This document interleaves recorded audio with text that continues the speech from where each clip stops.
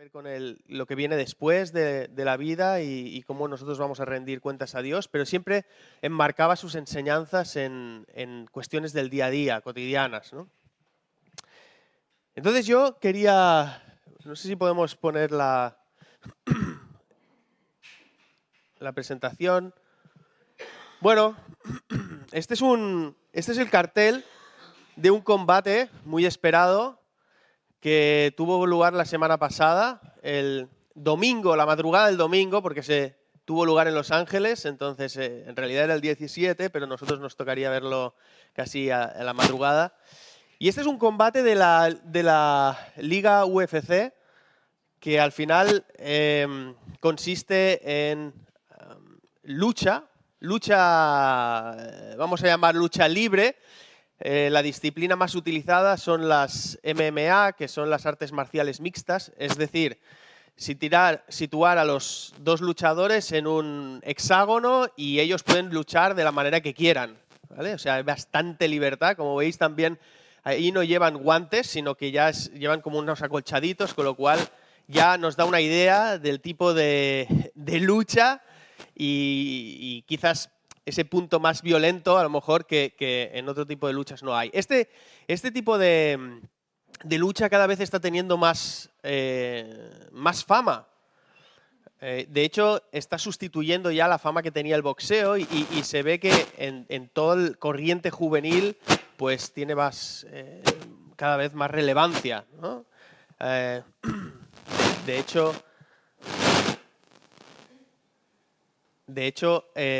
algún pastor de otra iglesia me decía que en alguna ocasión faltaron no sé cuántos jóvenes porque se fueron a ver algunos de estos combates, ¿no? Entonces, ¿qué tenía de atractivo? Para mí fue atractivo porque unos meses antes esta lucha se fue preparando en las redes sociales, etcétera, y es que al final había un australiano, que es el campeón actual, que tenía que luchar contra un español hispano-georgiano, que es el de la parte derecha, y iba a defender el título, con lo cual era una batalla que había tenido muchísima expectación, ya preparada desde el año pasado, finales del año pasado, noviembre, diciembre, con fecha febrero, con lo cual cada vez las redes sociales, entrevistas, etcétera, preparaban esa gran batalla, ¿no? Uno había vencido 23 victorias, el otro ya llevaba 14, pero es la gran promesa. Y entonces, bueno, tenía bastante expectación. De manera que en la batalla en Los Ángeles llenó solamente presencialmente 20.000 personas, más todo la repercusión en los medios de comunicación. Y hay una cosa muy interesante, yo estuve escuchando en YouTube algunas de las entrevistas que le hacían al competidor español, que es muy joven, y cómo se preparaba para esta gran batalla, ¿no? Y es impresionante cómo lo hacían, porque ellos compiten en peso pluma. Peso pluma es una categoría que marca como máximo los 65,8 kilos. Es decir, no puedes pasar de ese peso. Si pasas de ese peso ya vas a peso ligero, o sea, no estás descartado para esta. Con lo cual se tienen que mantener siempre entre un poquito menos de ese peso, si no quedan descalificados. Y como sabéis, hay antes el pesaje, que se llama. Esos son pesados, o sea, se ponen en una báscula y oficialmente con el jurado y los pesan 30 horas antes del combate. Entonces lo que hacen es, la semana anterior, con hay un equipo de 20 personas solo, 20 personas para prepararlo. Entonces él está sobre unos 74 kilos aproximadamente. Y lo que hace es prácticamente en 5 días perder como 10 kilos y ubicarse por debajo de los 65. Entonces lo que hacen es engañar al cuerpo y va tomando un día 4 litros de agua, el siguiente, cuando quedan 5 días para el combate, 5 litros, el siguiente 6 litros, 7 litros y 8 litros. Y cuando toma los 8 litros se para, entonces las siguientes 24 horas pasan por un proceso de deshidratación acusada, con saunas, etcétera, sin comer ni beber, nada, hasta que llega el pesaje y se ubican por debajo de los 60 y pico, ¿vale? De 65. Entonces, cuando se han ubicado ahí y ya han sido pesados y ya están aprobados, entonces las siguientes 30 horas tiene que volver a alcanzar entre los 9 kilos que había perdido. En 30 horas. Entonces, por eso tiene todo dietistas, etc. Imaginaos la gran preparación que había. Entonces uno va escuchando, ¿no? Va viendo, le parece curioso, etcétera, etcétera, y al final yo tenía unas ganas tremendas de ver este combate. Con lo cual, llegué al domingo pasado y el domingo pasado me tenía que levantar a las 5 de la madrugada para ver el combate a Los Ángeles, que al final se calculaba que eran las 6 de la mañana. Yo no sé si esto va haciendo mucho ruido, ¿no? Sí, a ver si es por la antena. Un momento. Bueno, ¿qué pasó? Que yo el sábado anterior estaba pensando en ello y realmente hacía días que estaba esperando ese momento, ¿no? Pero hubo un pensamiento que me vino a la mente y es, Dani, ¿cuál es tu lucha? Y yo estaba apasionado por levantarme súper pronto a ver ese gran combate esperado, ¿no? Pero esa pregunta vino a mi mente y me dijo, ¿cuál es tu lucha? Y como cristiano tuve que recordar que mi lucha no es la lucha contra las cosas que se ven, sino justamente con las cosas que no se ven. Y me dije, está bien, mañana, igual que este luchador, yo me voy a levantar pronto también, pero en lugar de levantarme pronto para ir a ver la tele y ver el combate, lo que haré es para combatir yo. ¿Y cómo lo voy a hacer? Pues poniéndome delante de Dios a las 6 de la madrugada y con mi lista de oración, con las personas que tengo, que estoy orando por ellas y me voy a poner delante de Dios, ¿vale?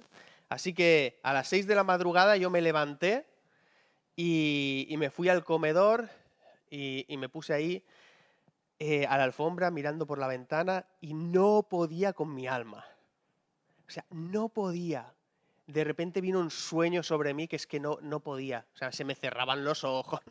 No había manera de mantenerme despierto ahí de ninguna de las maneras, ¿no? Y así que a los 10 minutos me fui a la cama. Caí en el primer asalto.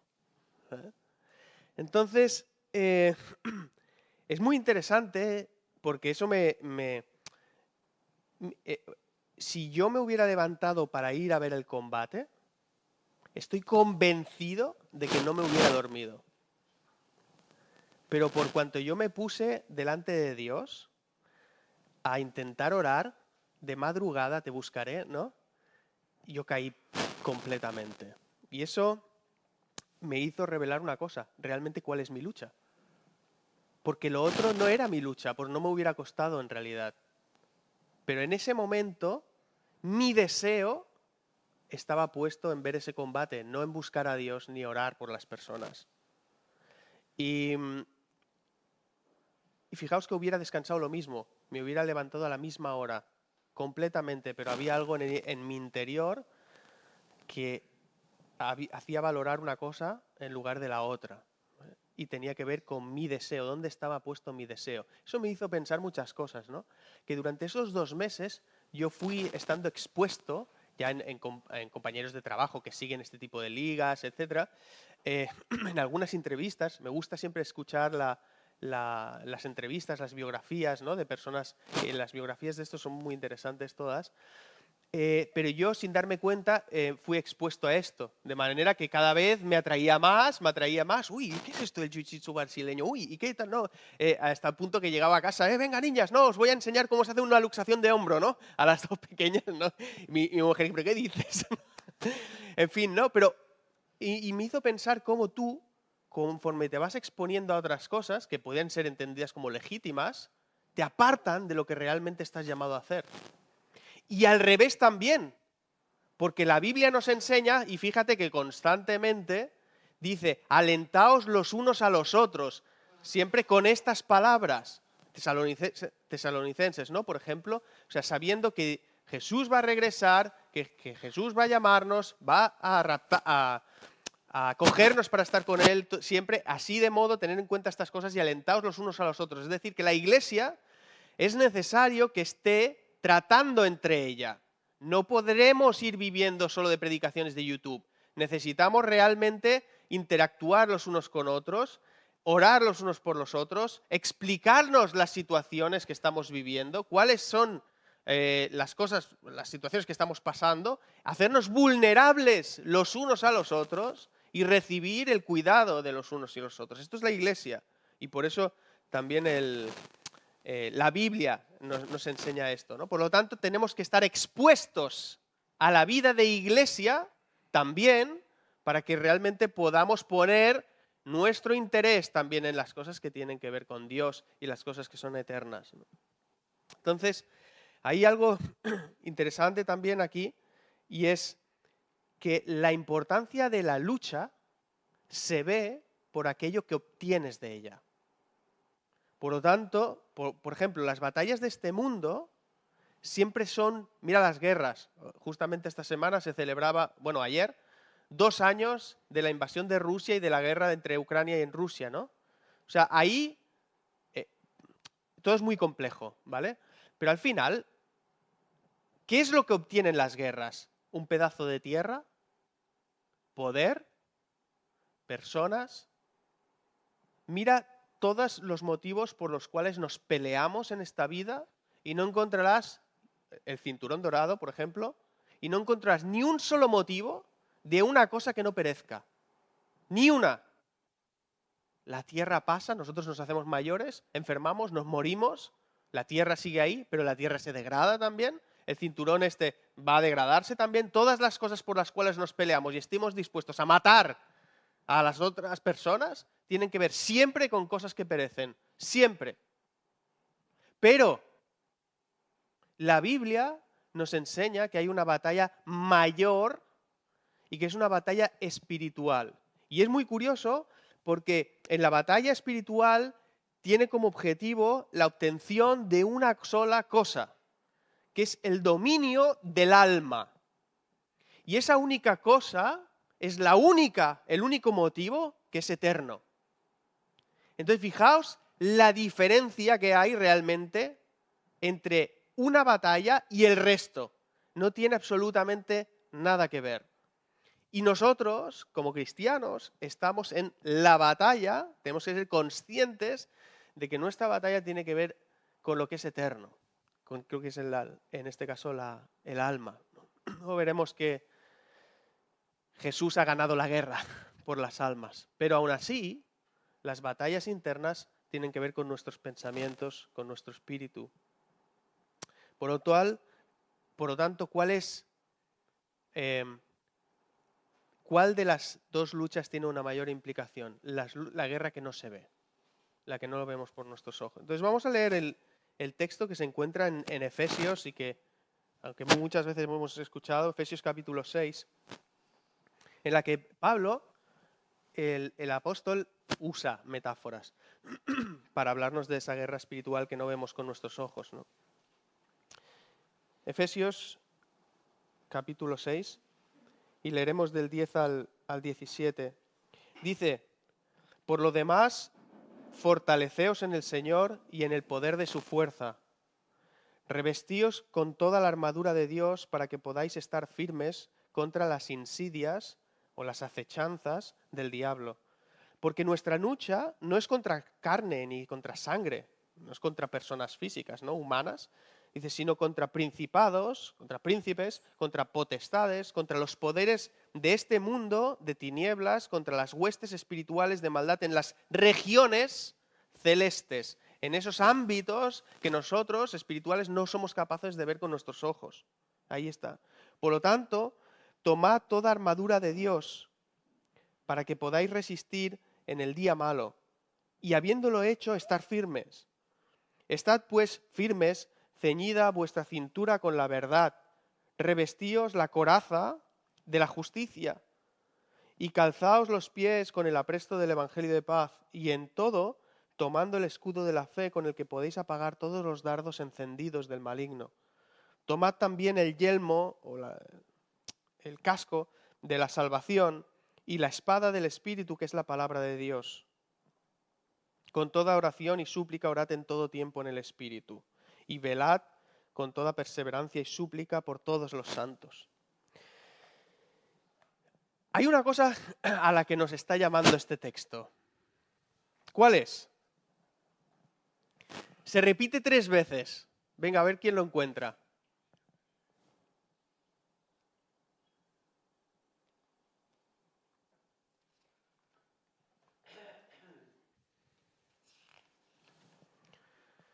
¿Alguna propuesta? Son solo 7 versículos, ¿eh?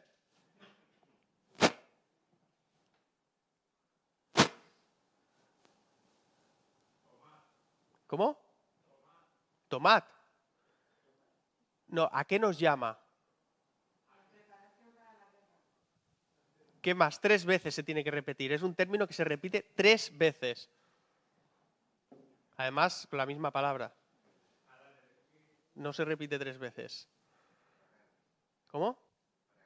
No, no repeteix. No, tampoco.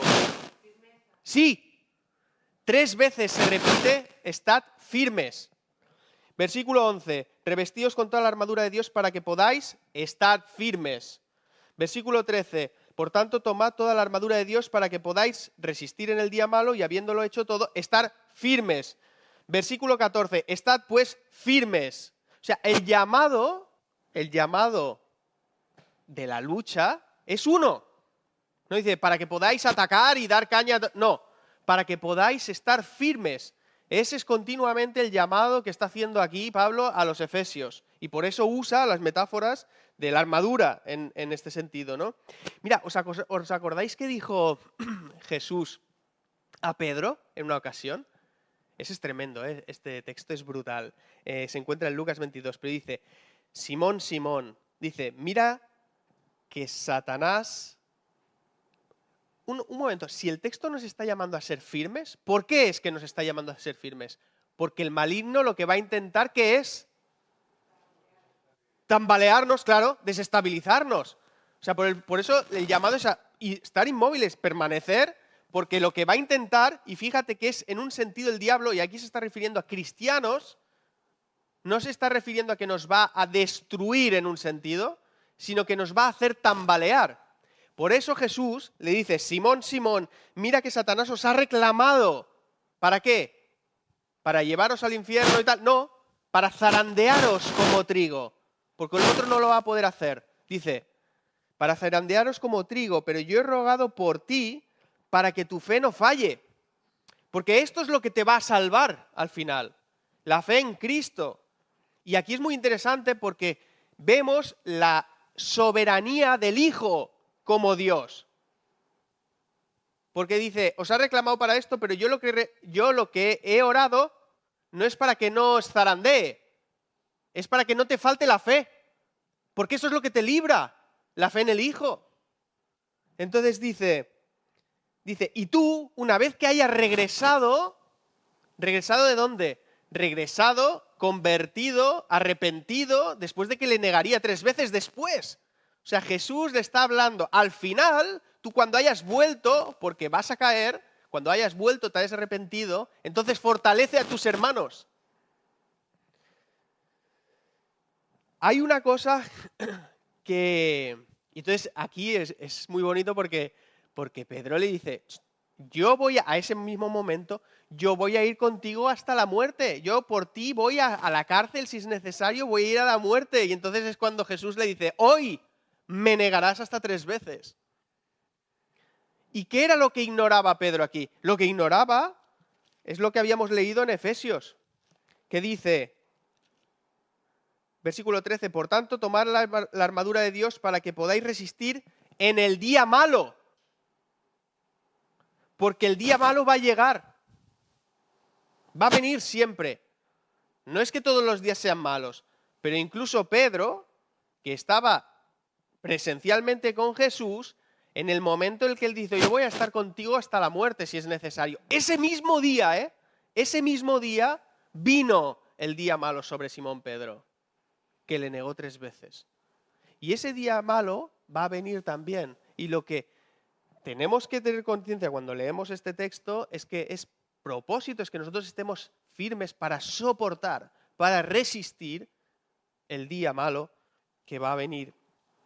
Mira que Jesús no dijo, Simón, Pedro, Simón, Simón, Simón, mira que Satanás te ha reclamado para zarandearte como trigo.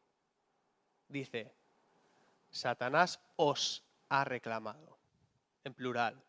Y ese plural, en ese plural estás tú. Y en ese plural estoy yo también. Satanás reclama también a los hijos de Dios, en este caso, no para ir al infierno, sino para ser zarandeados.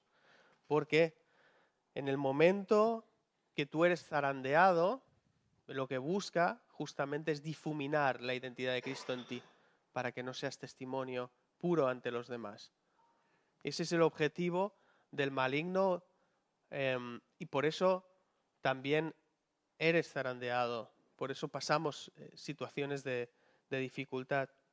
Entonces este es un llamado a la firmeza ante las diferentes amenazas que podamos vivir, porque nuestra lucha no es contra sangre ni contra carne, sino contra principados, contra potestades, contra los poderes de este mundo, de las tinieblas, contra las huestes espirituales de maldad en las regiones celestes.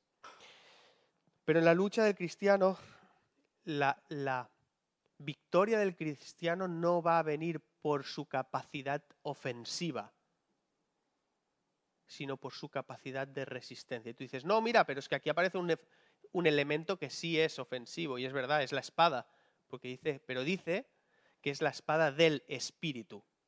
¿Por qué? Porque el Espíritu es el único que activamente puede llegar al corazón, al alma de una persona y llevarle arrepentimiento. Nosotros no estamos capacitados para hacer que las personas se arrepientan. Estamos capacitados para compartir el Evangelio y dar testimonio de lo que Dios ha hecho en nosotros a través de Jesús, pero no podemos cambiar el corazón, si no lo haríamos para todos nuestros hijos, cada día seguramente, ¿no? Pero está en manos de Dios las personas, ¿no? Entonces nosotros estamos responsables de exponerles la palabra de Dios a todas las personas que tengamos cerca, no solo a los que amamos, a los que conocemos, sino absolutamente a todos. Estamos llamados a ser firmes y a resistir ante las acechanzas del diablo. Dice también Santiago, resistid al diablo y él huirá de vosotros. Hay un libro que es de aquí. Es un libro que yo leí hace muchos años y se llama Esta patente oscuridad, de un autor cristiano americano que se llama Frank Peretti, que es una novela, o sea, esto es puramente una novela, pero a mí me disfruté leyéndola porque al final va de un pueblo en algún lugar de los Estados Unidos, o sea, un pueblo X, pues una novela. Entonces él va explicando cómo es la guerra espiritual. En el pueblo hay un pastor y están luchando en oración con los pocos feligreses que hay ahí fieles a Dios, y ocurren diversas cosas en el ámbito visual, ¿no? En la vida cotidiana del pueblo, pero luego también va explicando el autor cómo eso se traslada al ámbito espiritual y cómo lo viven los ángeles, ¿no? Y los demonios. Es muy interesante verlo, ¿no? Y lo comento porque hay una figura aquí que siempre me ha llamado la atención y es uno de los jefes de los ángeles que se llamaba Tael. Y es muy interesante porque cuando están orando, Tael y su escuadrón se ponen protegiendo al pastor y a los demás y hacen barrera, ¿no?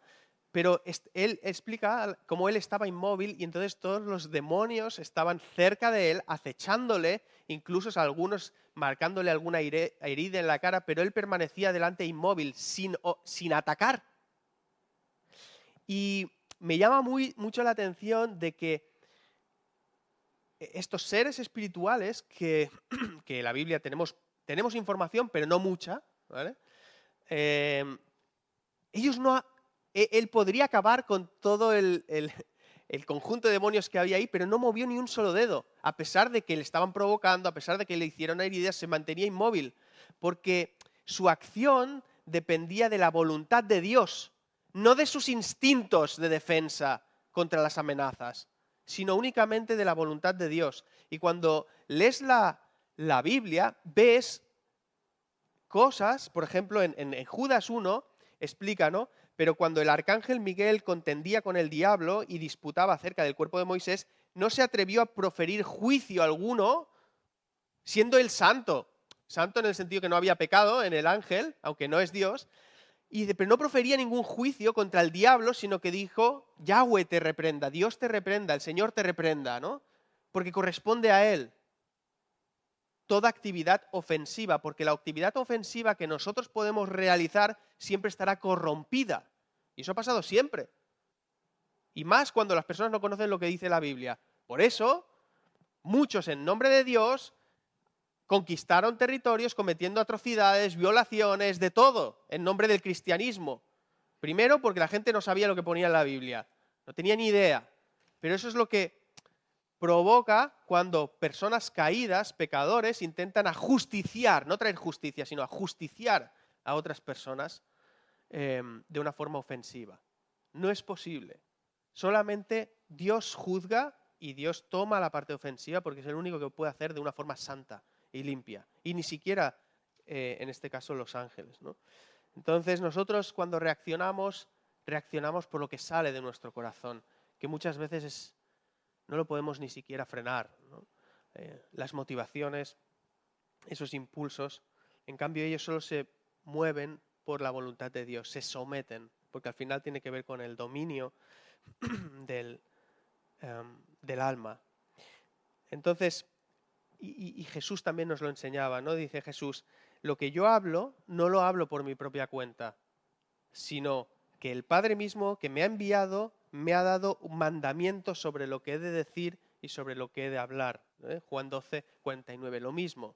Él vino aquí y desde el inicio hasta el final nos enseñó que nosotros tenemos que ser capaces de someternos a la voluntad de Dios y no hacer nada que esté fuera de la voluntad de Dios.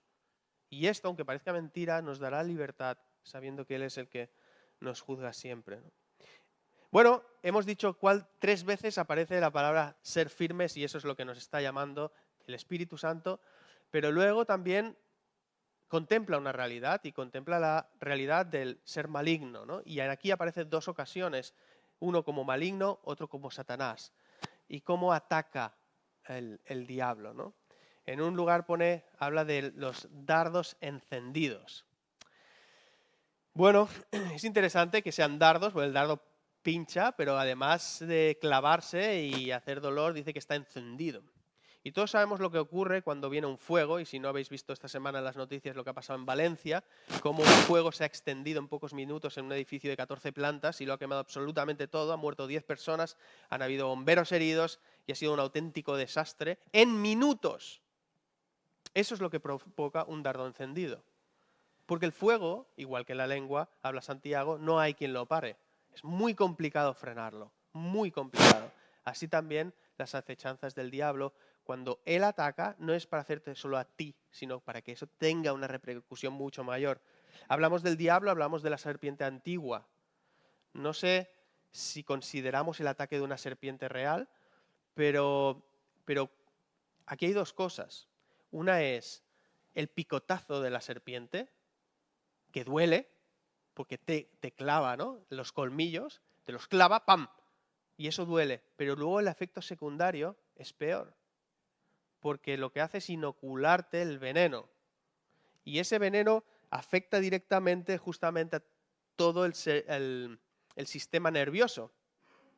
El sistema nervioso es responsable de coordinar todas las funciones de tu cuerpo. Es decir, tú captas la información pasa a neuronas y las neuronas coordinan a través del sistema nervioso cómo debe reaccionar tu cuerpo ante diferentes situaciones. Pero cuando la serpiente te inocula ese veneno, lo que hace es que tu cuerpo se descoordina. Entonces no puede actuar bien en función de la información. Recibe la información es confusa y las reacciones son desproporcionadas, no sabe actuar, se queda paralizado en muchos casos, ¿no? Además de controlar funciones como la respiración, la frecuencia cardíaca, etcétera, de las personas. Ocurre lo mismo con el pecado, ¿no? Cuando siendo cristianos nosotros pecamos, también tiene un efecto. No en la eternidad, si realmente somos de Cristo, hemos sido perdonados por nuestro pecado, somos salvos, pero sí aquí. Entonces, hace brotar de nuevo la culpa y lo que hace es el pecado es insensibilizar. De manera que a lo mejor pierdes esa capacidad de discernimiento espiritual a la hora de procesar la información, más allá de lo que tus ojos ven.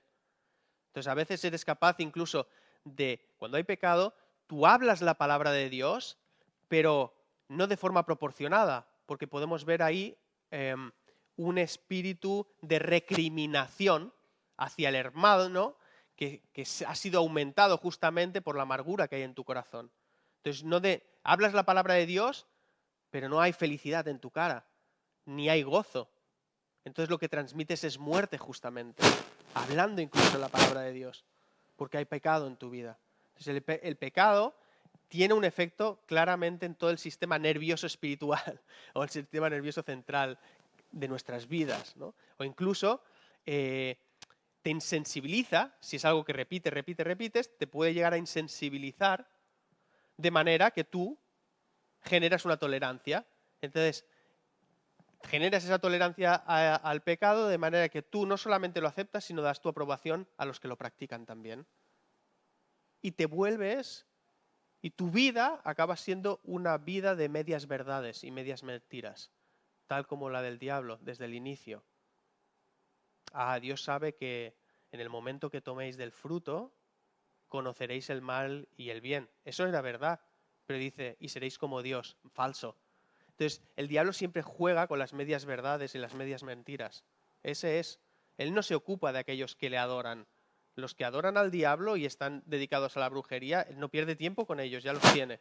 Lo que busca es cómo atacar de manera que pueda influenciar a los cristianos para que su vida se convierta también en una vida de medias verdades.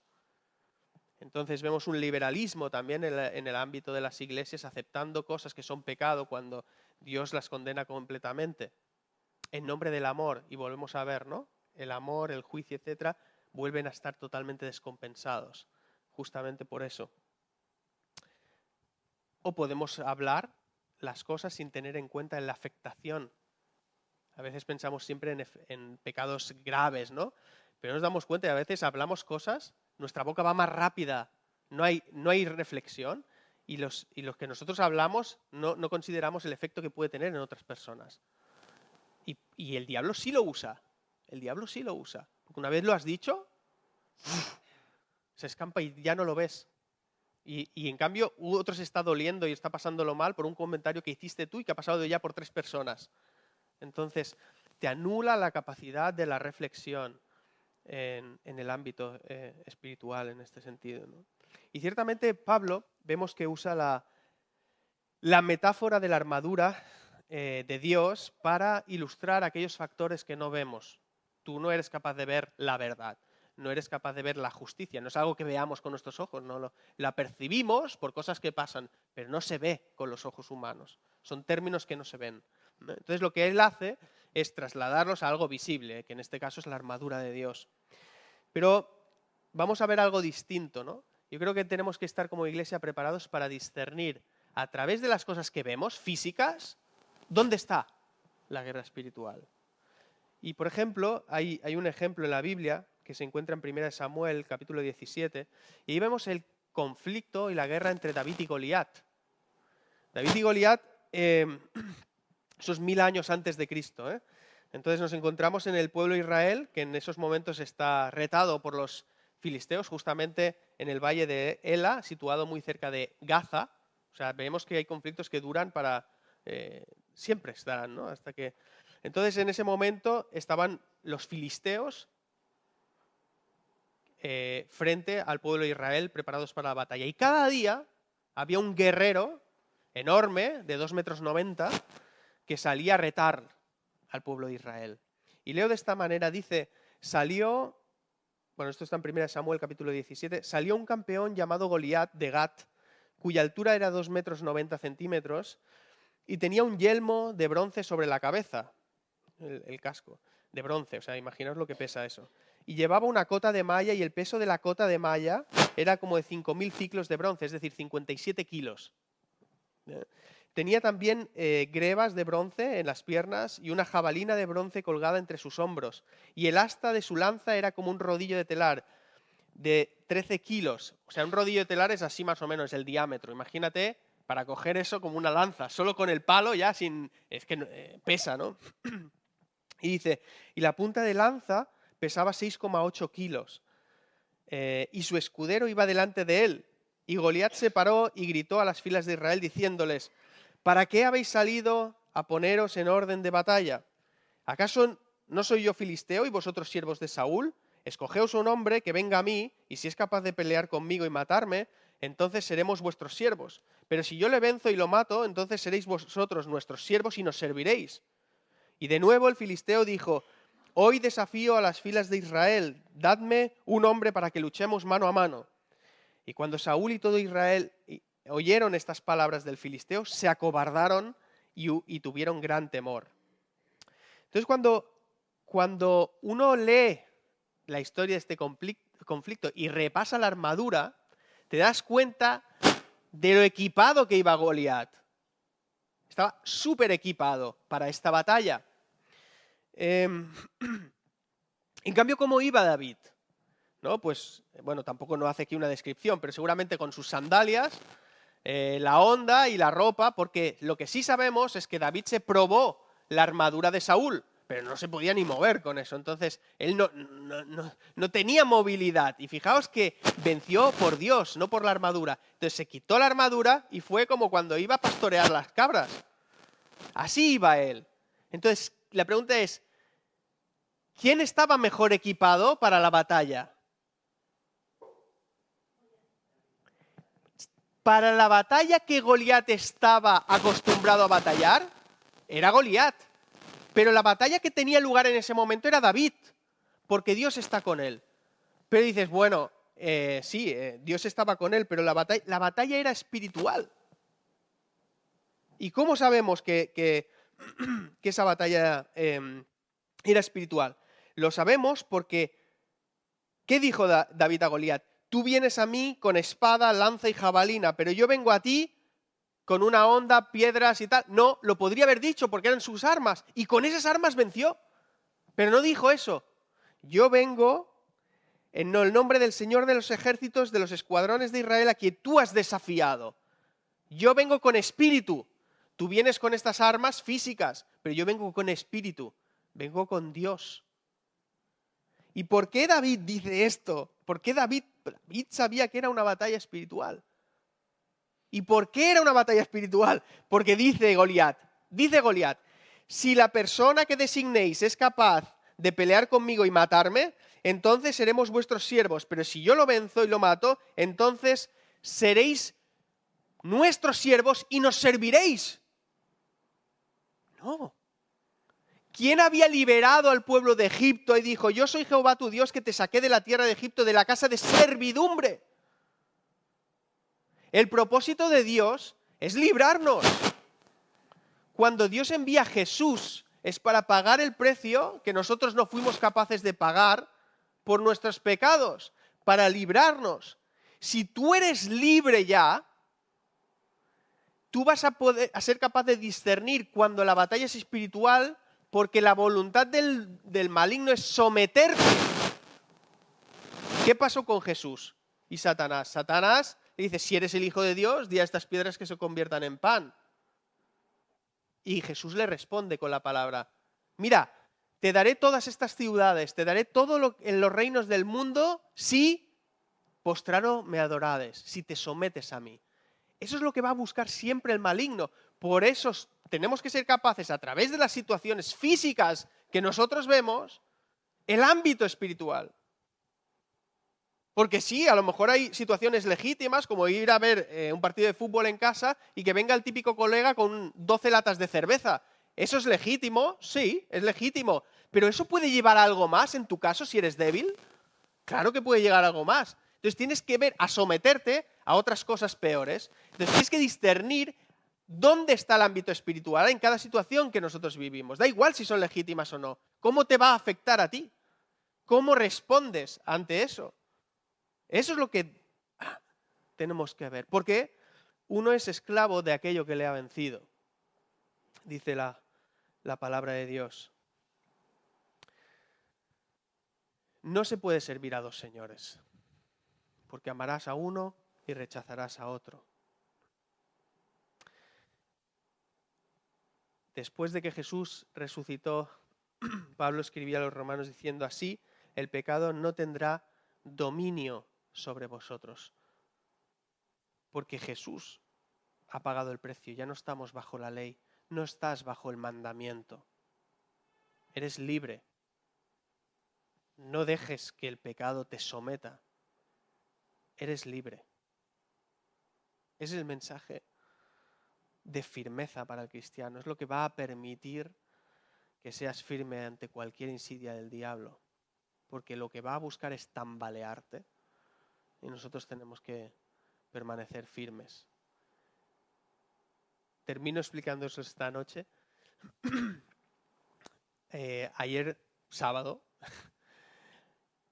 no había ninguna lucha hoy por la mañana en Los Ángeles.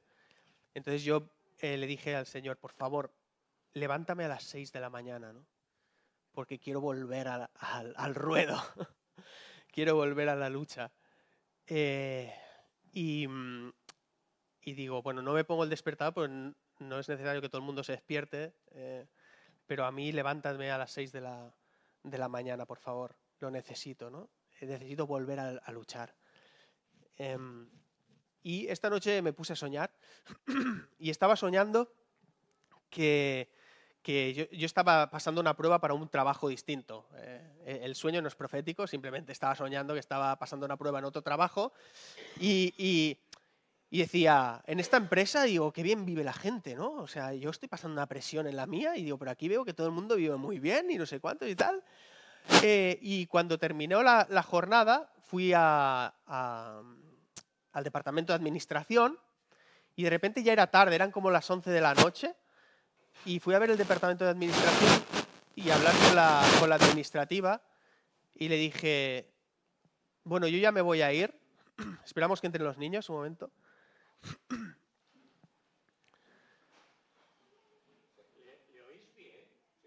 Sí, sí se oye.